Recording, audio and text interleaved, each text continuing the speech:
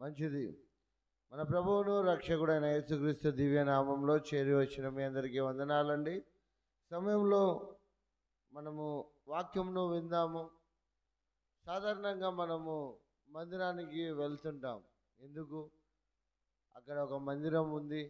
ఆ మందిరంలో దేవుడు ఉంటాడని, దేవుడు నివసిస్తాడని, ఆ ఆలయంలోనికి వెళ్తే దేవుడు మనం చేసిన ప్రతి ప్రార్థనను ఆలకిస్తాడని, మన స్థితులను అంగీకరిస్తాడని మనం నమ్ముచు వెళ్తుంటాం. అవునా? అయితే పరిశుద్ధ గ్రంథములో కొన్ని ఆలయాలు ఉన్నాయి. అతి ప్రాముఖ్యమైనటువంటి ఆలయము ఎక్కడ ఉంది, ఏ ప్రదేశంలో ఉంది అని అంటే అది కేవలము నిత్యమైన పరలోక రాజ్యంలో మాత్రమే ఉంది.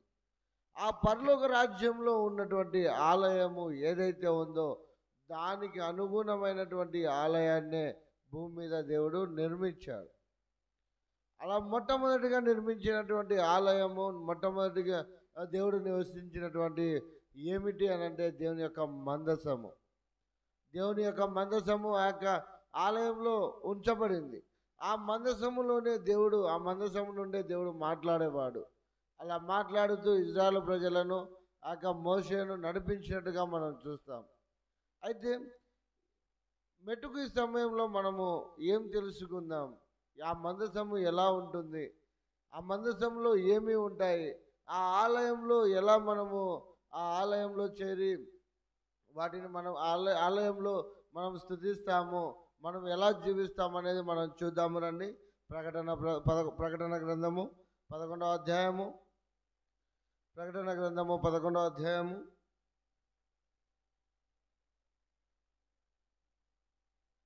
ప్రకటన గ్రంథము 11వ అధ్యాయము 19వ వచనం చూడండి. మరియు పరలోకమందు దేవుని ఆలయము తెరవబడగా దేవుని నిబంధన మందసము ఆయన ఆలయంలో కనబడెను. అప్పుడు మెరుపులను, ధ్వనులను, ఉరుములను, భూకంపమును, గొప్ప వడగండ్లను పుట్టాను. ఇక్కడ చూడండి, భూమి మీద ఎక్కడైతే ఆలయాలు ఉంటున్నాయో అనేక మందిరాలు ఉంటున్నాయి. కానీ పరలోకంలో ఉన్నటువంటి ఆలయానికి ఒక ప్రత్యేకత ఉంది. పరలోకంలో ఉన్నటువంటి ఆలయము అక్కడ తెరవబడినప్పుడు ఆ ఆలయంలో ఎన్నో వింతలు, ఎన్నో శబ్దాలు, ఎన్నో ఉరుములను మనము వింటున్నాము, వాటిని చూస్తున్నాం. అయితే ఆ ఆలయమునే దేవుడు భూమి మీద నివసించుటకు నాడు భక్తుడైనటువంటి దావీదు కట్టించినట్టుగా మనం చూస్తాం. దావీదు కట్టాలని ఎంతో ఆశపడినప్పటికీ తన కుమారులలో ఒకడు నిర్మించగలిగినాడు అని అంటే అది కేవలము దేవుని యొక్క ఆలయంకు ఉన్నటువంటి ప్రతిష్ఠితను బట్టే. ఈనాడు చాలామంది ఎన్నో ఆలయాలు ఉన్నాయి. మా మందిరం గొప్పది, మా మందిరం గొప్పది, మా మందిరంలో అవి ఉన్నాయి, మా మందిరంలో ఇలా చేస్తాం, అలా చేస్తామని ఎంతెంతగానో గొప్పలు చెప్పుకుంటున్నారు. కానీ నిజమైనటువంటి ఆరాధన, నిజమైనటువంటి క్రమము, నిజమైనటువంటి మందిరము ఎక్కడ ఉంది అంటే అది కేవలం పరలోకంలో మాత్రమే ఉంది. ఆ పరలోకంలో ఏదైతే ఉందో ఆ మందసము కావచ్చు, ఆ ఆలయము కావచ్చు, అక్కడ ఉన్నది యాజ్ ఇట్ ఈజ్గా దాన్ని ఒక సూచనగా మోషేకు తెలియజేసినట్టుగా మనం చూద్దాం రండి. హెబ్రీయులకు రాసిన పత్రిక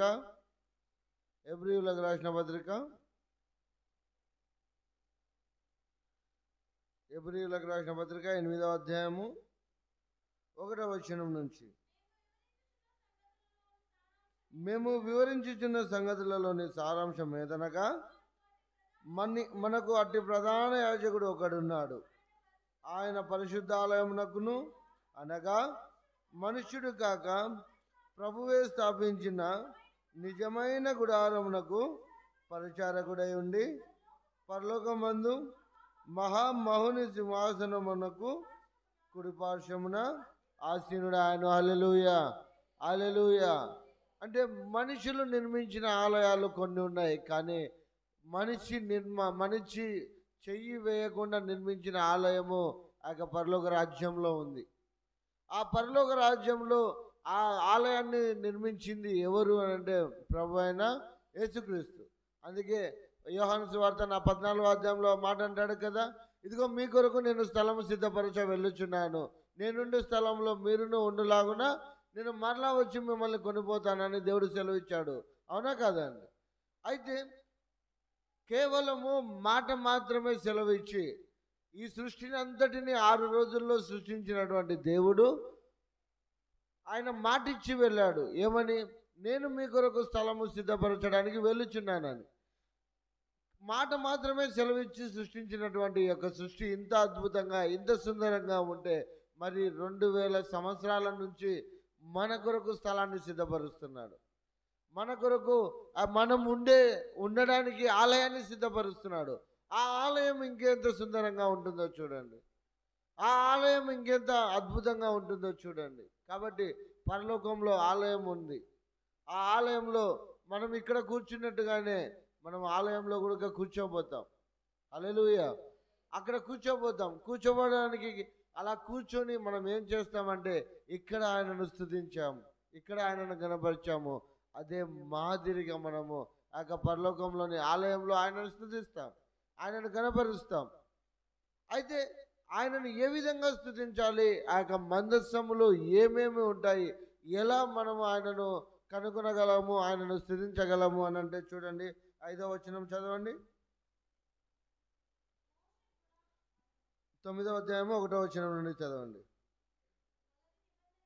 మొదటి నిబంధనకైతే సేవా నియమములను ఈ లోక సంబంధమైన పరిశుద్ధ స్థలమును ఉండెను.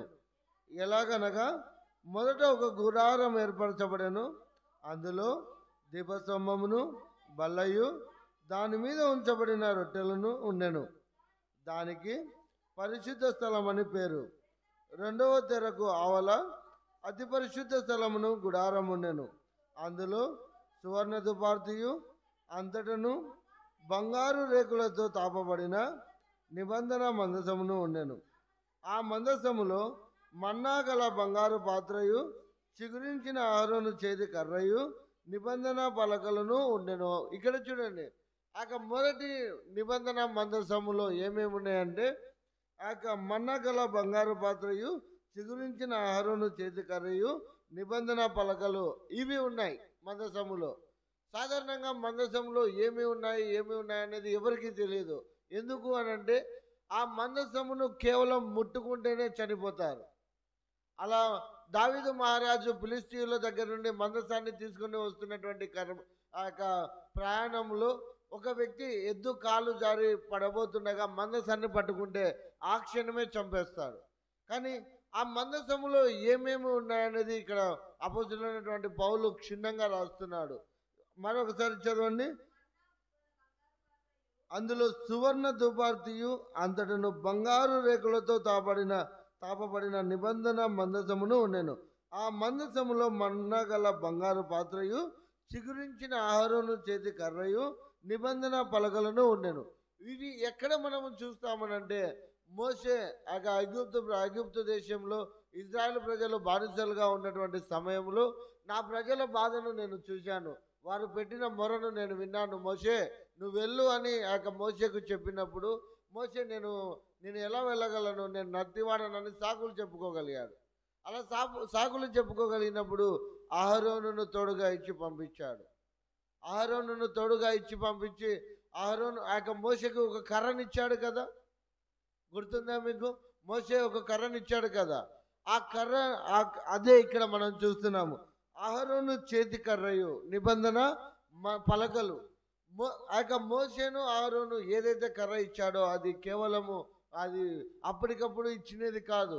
పరలోక రాజ్యంలోని ఆలయంలో ఏమైతే ఉంటాయో వాటినే మోషేకు అప్పగించాడు. హల్లెలూయా. వాటినే మోషేకు అప్పగించాడు. అంటే ఈ 8వ ఏప్రిల్కి రాసిన పత్రిక 8వ అధ్యాయము 9వ అధ్యాయము మీరు క్షుణ్ణంగా చదవండి. ఎంత అద్భుతంగా మందసము ఉంటుంది, ఆ మందసములో ఏమేమి ఉంటాయి, వాటినే ఎందుకు భూమి మీద అనుమతించాడు అని అంటే అది కేవలము మనము తెలుసుకోవడానికి. పరలోక రాజ్యంలో ఏమేమి ఉంటాయి, పరలోక రాజ్యంలో మనం ఏమి చేయబోతున్నాం అనేది తెలుసుకోవడానికే దేవుడు ఆ యొక్క మందసమును కానీ ఆ యొక్క గుడారములను కానీ ఏర్పరిచింది. అందుకే భక్తుడైనటువంటి దావీదు, ఇదిగో నేనేమో రాజనగర్లో నేను ఉన్నాను, కానీ నా దేవుని మందసం ఏమో గుడారాల్లో ఉందన్నప్పుడు ఆ మందిరాన్ని కట్టడానికి ఆశపడతాడు. అలా ఆశపడినప్పుడు ఆ యొక్క మందసము ఆ యొక్క గుడారాల్లో ఉన్నందుకు దేవుడు అంటాడు, ఇదిగో నువ్వు నాకు మందిరాన్ని కట్టాలని ఆలోచిస్తున్నావు, బాగానే ఉంది, కానీ మరి నీ చేతులేమో రక్తంను ఒలికించాయి, మరి నువ్వు కట్టకూడదు. ఎందుకంటే నా మందిరము అతి పరిశుద్ధమైనది. అందుకే మనం చూసాము మొదటి వచనంలో మొదటి నిబంధనకైతే సేవా నియమములను ఈ లోక సంబంధమైన పరిశుద్ధ ఆలయం ఉంది, పరిశుద్ధ స్థలం ఉంది. అంటే మందిరము అతి పరిశుద్ధమైనది. ఆ పరిశుద్ధ స్థలములోనే ఆయన ఆలయమును నిర్మించడానికి మనకు అవకాశం ఉంటుంది. అంతేగాని మనము ఎక్కడ పడితే అక్కడ మనం మందిరాలను నిర్మించలేము. ఎందుకంటే ఆయన ప్రత్యేకించుకుంటాడు ఆ స్థలాన్ని, ఆయన చూపిస్తాడు ఆ స్థలాన్ని, మందిరాన్ని నిర్మించడానికి. అందుకే రాజు అయినటువంటి సొలొమోను ఆ యొక్క మొదటి మందిరం కట్టించినప్పుడు చూడండి, ఆ యొక్క మందస్థము ఏ విధంగా ఉంటుందో, మందసాన్ని ఆ యొక్క గుడారాన్ని ఏ విధంగా అయితే అమర్చి ఉన్నారో, ఏ విధంగా అయితే చేసి ఉన్నారో, అదే రీతిలో మా యొక్క సొలొమోను మహారాజు మందిరాన్ని కట్టడం మనం చూస్తాం. మొదటి సమయాల గ్రంథం, 2వ సమయాల గ్రంథము 11వ అధ్యాయం వరకు చూడండి. మీరు దేవుని యొక్క మందిరాన్ని ఎలా సొలొమోను కట్టాడో మనకు తెలుస్తుంది. ఎంత అద్భుతంగా కట్టి ఉంటాడంటే, నిజమైన మందిరము, ఆ యొక్క పరలోకంలో ఉండాల్సిన మందిరాన్ని భూమి మీదకి తీసుకొని వచ్చినాడు అనే రీతిలో మందిరాన్ని కట్టడం జరుగుతుంది. ఎప్పుడైతే మనిషి తాను దేవుని ఇచ్చను దేవుని నుండి విడిచిపెట్టిపోయిన తర్వాత ఆ యొక్క మనిషి కట్టినటువంటి మందిరం కూడా పాడైపోయింది. అందుకే దేవుడు ఆ మందిరంలో నివసించకుండా మనిషిలో దేవుడు నివసించాలని ఆశపడ్డాడు. మనిషి యొక్క హృదయంలో నివసించడానికి ఆశపడ్డాడు. ఒకనాడు గుడారాల్లో దేవుని యొక్క మందసంలో దేవుడు నివసించేవాడు, మరొక నాడు ఆ యొక్క దేవుని మందిరంలో నివసించేవాడు. ఇప్పుడైతే ప్రతి మనిషి హృదయంలో దేవుడు నివసిస్తున్నాడు. అలా నివసించడానికి ఆ యొక్క కారణం ఏమిటంటే, మనములో దేవుడు ఉన్నట్లయితే ఆ దేవుని ద్వారానే మనము పరలోక రాజ్యం చేరగలుగుతాం. ఆ దేవుని ద్వారానే మనము పరలోక రాజ్యంలో మనము స్వతంత్రించుకోగలుగుతాం. ఇక్కడ ఏ విధంగా అయితే పరిశుద్ధ స్థలంలో, పరిశుద్ధ ఆలయంలో మనం కూడుకొని ఆయనను స్తుతిస్తున్నామో, అదే రీతిలో నిత్యమైన రాజ్యంలో ఒక ఆలయం ఉంది. ఆ ఆలయంలో మనము ఖచ్చితంగా ఆయనను స్తుతించగలుగుతాం, ఆయనను గణపరచగలుగుతాం. అందుకే అక్కడ ఏమైతే ఉన్నాయో వాటినే భూమి మీదకి సూచనగా తీసుకుని వచ్చాడు. చదవండి, 8వ అధ్యాయం 5వ వచనం చదవండి. మోషే గుడారము అమర్చబోయినప్పుడు కొండ మీద నీకు చూపబడిన మాదిరి చొప్పున సమస్తమును చేయుటకు జాగ్రత్త పడము అని దేవుని చేత హెచ్చరింపబడిన ప్రకారము ఈ యాజకులు పరలోక సంబంధమగు వస్తువుల ఛాయారూపకమైన గుడారమునందు సేవ చేయుదురు. హల్లెలూయా, హల్లెలూయా. ఎక్కడ సేవ చేస్తారంటే పరలోకమందు ఛాయారూపమైన, అంటే మోషే ఆ యొక్క సీనాయి కొండ మీద దేవుడు రమ్మని పిలిచినప్పుడు వెళ్తాడు కదా, వెళ్ళినప్పుడు పరలోకంలో ఏమైతే ఉన్నాయో, ఏ ఆలయం అయితే ఉన్నదో, ఏ మందసం అయితే ఉన్నదో, ఆ మందసంలో ఏమేమైతే ఉన్నాయో వాటన్నిటినీ ముందుగా చూసిన వ్యక్తి ఎవరు అంటే మోషే. అలా మోషే చూసినప్పుడు ఆ దాని ప్రకారమే మందసంలోని ప్రతి వస్తువులను అమర్చినట్టుగా, ఆ యొక్క గుడారాలను అమర్చినట్టుగా మనం చూస్తున్నాం. అలా మనం చూడడానికి కారణం ఏమిటి అని అంటే, మోషేకి ముందుగానే ఆ గుడారం ఏ విధంగా ఉండాలి, మందసము ఏ విధంగా ఉండాలి, ఆ మందసాన్ని కట్టడానికి ఒక వ్యక్తికి తన ఆత్మను, తన జ్ఞానాన్ని అనుగ్రహించాడు మోషే కాలంలో. ఎవరు అనంటే, ఆ వ్యక్తి ఎవరు అనంటే బెసలేలు. ఆ బెసలేలుకు దేవుని యొక్క జ్ఞానాన్ని అనుగ్రహించాడు కాబట్టి ఆ మందసాన్ని మోషే చెప్పిన వెంటనే చెప్పినట్టుగా కట్టినట్టుగా మనం చూస్తాం. నిర్గమకాండము 25వ అధ్యాయము 1 నుంచి ఆ యొక్క 25వ అధ్యాయం అంతటిలో మందసము ఏ విధంగా కట్టబడింది, మందసము ఎలా నిర్మించబడింది, మందసంలో ఏమేమి ఉంచాలి, ఎన్ని కొలతలు ఉండాలి, వాటన్నిటినీ ఆ యొక్క బెసలేలుకు ఆ యొక్క జ్ఞానాన్ని అనుగ్రహించాడు కాబట్టి బెసలేలు కట్టగలిగాడు. మరి ఈనాడు దేవుని ఆలయమైనటువంటి నీవు నేను ఎలా ఆయన నివసించే స్థలాన్ని, ఆయన ఉండే స్థలాన్ని ఎలా పరిశుద్ధపరచుకోగలుగుతున్నాం? ఎందుకంటే ఆయన నివసించాలంటే మొదటిగా పరిశుద్ధ స్థలం ఉండాలి, రెండవదిగా అతి పరిశుద్ధ స్థలం ఉండాలి. మొదటి పరిశుద్ధ స్థలము, అలాగే రెండవది అతి పరిశుద్ధ స్థలము. ఆ అతి పరిశుద్ధ స్థలములోనే దేవుడు అక్కడ నివసించగలుగుతాడు. చూడండి 9వ అధ్యాయము 6వ వచనం చదవండి. ఇదే హెబ్రీయులకు రాసిన పత్రిక 9వ అధ్యాయము 3వ వచనం నుండి 5వ వచనం నుండి చదవండి. దానిపైన కరుణాపీఠమును కమ్ముకొనుచున్న మహిమ గల కెరూబులున్నెను. వీటిని గూర్చి ఇప్పుడు వివరంగా చెప్పవల్లబడదు. ఇవి ఈలాగు ఏర్పరచబడినప్పుడు యాజకులు సేవ చేయుచు నిత్యము ఆ మొదటి గుడారంలోనికి వెళ్ళుదురు. కానీ సంవత్సరమునకు ఒక్కసారి మాత్రమే ప్రధాన యాజకుడు ఒక్కడే రక్తము చేత పట్టుకొని రెండవ గుడారంలోనికి ప్రవేశించును. ఆ రక్తము తన కొరకును ప్రజల ఆజ్ఞాన కృత్యముల కొరకును అతడు అర్పించును. ఇక్కడ చూడండి, ఆ మొదటి పరిశుద్ధ స్థలంలోనికి ఎవరైనా వెళ్ళొచ్చు, ఎన్నిసార్లైనా వెళ్ళొచ్చు. కానీ అతి పరిశుద్ధ స్థలం ఒకటి ఉంది. ఆ పరిశుద్ధ స్థలంలోనికి కేవలం సంవత్సరానికి ఒక్కసారే, అది కూడా ప్రధాన యాజకుడు మాత్రమే వెళ్ళగలుగుతాడు. అలాంటి ఆ యొక్క అతి పరిశుద్ధ స్థలంలోనికి ప్రధాన యాజకుడే వెళ్ళడానికి కారణం ఏమిటి అని అంటే, ఎవరు ఆ అతి పరిశుద్ధ స్థలంలోనికి వెళ్ళడానికి అనుమతి లేదు. అందుకే మన ప్రధాన యాజకుడైనటువంటి ప్రభు అయిన యేసుక్రీస్తు ఒక్కసారి ఆయన రక్తాన్ని తీసుకొని ఆ యొక్క అతి పరిశుద్ధ స్థలంలోనికి ప్రవేశించాడు. కాబట్టే మనము ఇంత ధైర్యంగా దేవుని మందిరంలో కూర్చొని మనం స్తుతించగలుగుతున్నాం. దేవుని యొక్క రాజ్యానికి మనకు ఒక మార్గం కలిగి ఉంది. దేవుని యొక్క రాజ్యంలో చేరడానికి, దేవుని యొక్క రాజ్యంలో నివసించడానికి ఒక మార్గము మనకు కనబడింది. అంటే అది కేవలము ప్రభు అయిన యేసుక్రీస్తు చిందించినటువంటి రక్తం వల్లనే. అందుకే అంటాడు కదా, ఎడ్ల యొక్కయో మేకల యొక్కయో రక్తం వలన మీ పాపములు తొలగింపబడవు, కానీ కేవలము ఏ పాపము చేయనటువంటి ఒక యేసుక్రీస్తు రక్తం వల్లనే మాత్రమే మీరు అతి పరిశుద్ధ స్థలంలో ప్రవేశించడానికి అవకాశం ఉంటుంది. చాలామంది ఇది తెలియక మేకలను, గొర్రెలను, అలాగే తల వెంట్రుకలను ఏమేమో అర్పిస్తుంటారు. కానీ మన కొరకు ఒక్కసారి అర్పింపబడ్డాడు ప్రభు అయిన యేసుక్రీస్తు. అలా ఒక్కసారి అర్పించబడ్డాడు కాబట్టే మనము దర్జాగా స్వతహాగా దేవుని నామాన్ని పట్టుకొని పరలోక రాజ్యానికి వెళ్ళడానికి అవకాశం ఇచ్చాడు. అట్టి అవకాశాన్ని పొందుకున్నటువంటి మనము ఆయన మనకిచ్చినటువంటి యొక్క రక్షణ పాత్రను మనము చేతపుచ్చుకొని దేవుని ఆలయంలో ఇక్కడ ఏ విధంగా అయితే నువ్వు స్తుతించగలుగుతావో అదే రీతిలో పరలోక రాజ్యంలోని ఆలయంలో కూడా నువ్వు స్తుతించడానికి అవకాశం ఉంటుంది. అలా నీకు అవకాశం ఉండడానికి, వీలుగా ఉండడానికి దేవుడు ఈ ఆలయాన్ని సృష్టించాడు. ఆ యొక్క పరలోకంలోని ఛాయారూపకమైనటువంటి ఆలయాన్ని మోషేకు చూపించాడు. కాబట్టి అదే ప్రకారము భూమి మీద ఆ యొక్క గుడారాన్ని ఏర్పరచడానికి అవకాశం వచ్చింది. ఈ మందిరాలు కట్టుకోవడానికి అవకాశం వచ్చింది. ఈ మందిరంలో చేరి స్తుతించడానికి అవకాశం వచ్చింది. మరి అట్టి అవకాశం వచ్చినటువంటి నీవు నేను ఎలా దేవుని సన్నిధిలో ఆయన స్తుతిస్తున్నావు? నువ్వు ఎలా అయితే నువ్వు దేవుని సన్నిధిలో స్తుతిస్తావో, నువ్వు ఒకవేళ పరలోక రాజ్యానికి వెళ్తే నిత్యము ఆయన సన్నిధిలో కేవలం ఒక్కటే పని, ఆయన స్తుతించడం. ఎందుకంటే మన నిమిత్తము ఆయన మన కొరకు తన రక్తాన్ని చిందించాడు. చదవండి, కింది వచనాల్లో ఉంటుంది చూడండి.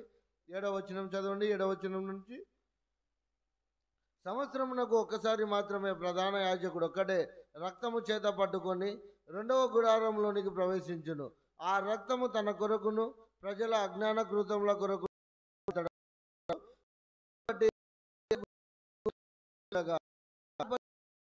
ప్రవేశించు బయలుపరచబడి పరిశుద్ధాత్మ ఇచ్చినాడు.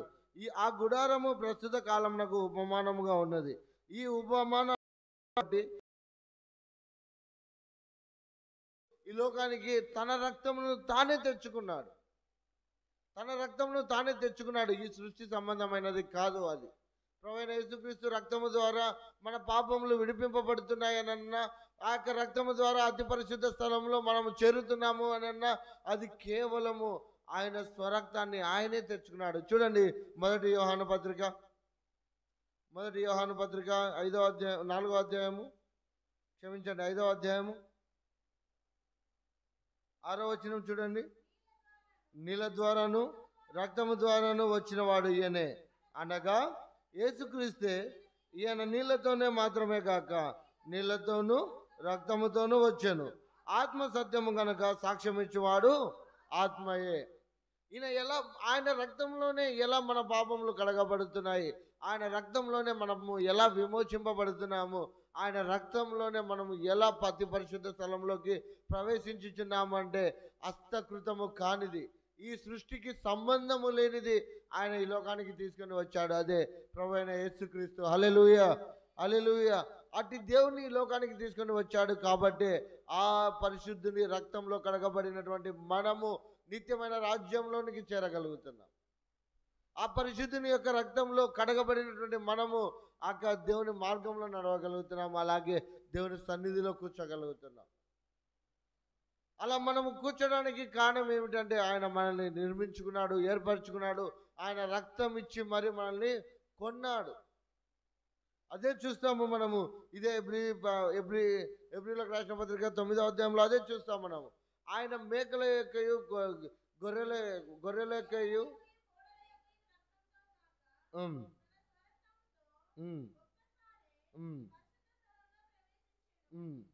ఏలైనగా మేకల యొక్కయు ఎడ్ల యొక్కయు రక్తమును మైలపడి వారి మీద ఆవుదూడ బూడిద చల్లుటయు శరీర శుద్ధి కలుగునట్లు వారిని పరిచిన ఎడల నిత్యుడకు ఆత్మ ద్వారా తను తాను దేవునికి నిర్దోషినిగాను అర్పించుకొనిన క్రీస్తు యొక్క రక్తము నిర్జీవ క్రియలను విడిచి జీవము గల దేవుణ్ణి సేవించుటకు మీ మనస్సాక్షికి ఎంతో ఎక్కువ శుద్ధి చేయను. హల్లెలూయా, హల్లెలూయా.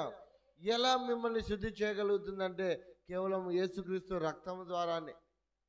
మేకల రక్తం ఉంది. ఆనాడు ఇజ్రాయేలీయులు మోసే ధర్మశాస్త్రము ప్రకారము పాపం చేసినటువంటి వ్యక్తి యొక్క పాపములు తొలగిపోవాలంటే మేకల రక్తము కానీ ఎడ్ల రక్తము కానీ ఇంకా ఏదైనా బలి ఇచ్చి మరి ఆ రక్తాన్ని చిందించేవారు. కానీ ఇప్పుడు హస్తకృతము కానిది ఈ సృష్టికి సంబంధము లేని యొక్క రక్తము ద్వారానే మన పాపములు విమోచింపబడుతున్నాయి. అందుకే ప్రభువైన యేసుక్రీస్తు కేవలము మరి యొక్క అద్య గర్భమును మాత్రమే ధరించాడు. ఆ కన్యక అయినటువంటి మరియ గర్భంలో ఈ లోకానికి వచ్చాడు కదా, అది కేవలం అద్య గర్భము మాత్రమే. చూడండి, అందుకే మీరు మత్తయి సువార్త 1వ అధ్యాయము ఒకసారి పరిశీలనగా చదవండి. ఒకసారి చూడండి, మత్తయి సువార్త 1వ అధ్యాయము 16వ వచనం చూడండి. యాకోబు మరియా భర్త అయిన యేసోపును కనెను. ఆమె యందు క్రీస్తు అనబడిన యేసు పుట్టెను. ఇక్కడ స్పష్టంగా లెక్కింప చేయబడింది. ఏమిటంటే మీరు ముందున్న వచనాలన్నిటినీ చూడండి. వంశావళిలు అన్నిటినీ తండ్రుల పేరు వస్తాయి. కానీ ప్రభువైన యేసుక్రీస్తు యొక్క జననం వచ్చేసరికి కేవలము మరియలో మాత్రమే, అంటే కేవలము అద్దె గర్భంను మాత్రమే ధరించుకొని ఈ లోకానికి వచ్చాడు. అద్దె గర్భంలోనే ఆయన పుట్టాడు. ఎందుకు అనంటే ఏ పాపము చేయనటువంటి కన్యకనే కావాలి. అందుకే దేవుడు ముందుగానే ఏర్పరచుకున్నాడు. మీరు జ్ఞాపకం ఉందా? ఆ యొక్క న్యాయాధిపతుల గ్రంథంలో ఒక వ్యక్తి ఇజ్రాయేలులమైనటువంటి మేము ఫిలిస్తీన్ల పైన యుద్ధము గెలిచినట్లయితే నా కుటుంబంలో ఒకరిని నేను నీకు ప్రతిష్ఠిస్తానని చెప్పినప్పుడు ఆ వ్యక్తి తన కుమార్తెను దేవునికి ప్రతిష్ఠించుంటాడు. ఆమె కన్యక. అంటే కన్యకను దేవునికి ప్రతిష్ఠించినప్పుడు ఎంతోమంది ఆశ కలిగి ఉంటారు. ఎందుకంటే నా గర్భంలో దేవుడు పుడతాడేమో అని. ఇవన్నీ ఆ పరిశుద్ధ గ్రంథంలో క్షుణ్ణంగా లెక్కింప చేయబడినాయి. వాటి మర్మాలు మనం తెలుసుకోవాలంటే మనము ఖచ్చితంగా పరిశుద్ధ గ్రంథాన్ని ధ్యానించాలి. ఎందుకంటే ఈ ఎబ్రీయులకు రాసిన పత్రిక మీరు 1వ అధ్యాయం నుంచి లాస్ట్ అధ్యాయం 13వ అధ్యాయం వరకు మీరు చదవండి. పరిశుద్ధ గ్రంథంలో ఉన్న మర్మాలన్నీ దీంట్లో ఉంటాయి.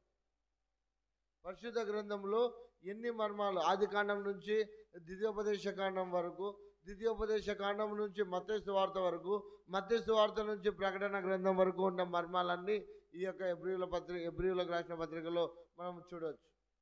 ఎందుకంటే ఎబ్రీయుడు అంటే ఎవరు? అబ్రహాము సంతానం. అందుకే ఎబ్రీయులకు అందరూ దీంట్లో వస్తారు. ఎవరెవరు ఏమేమి చేసినారు, ఏ సమయంలో చేసినారు అనేది మనం క్షుణ్ణంగా చూడవచ్చు.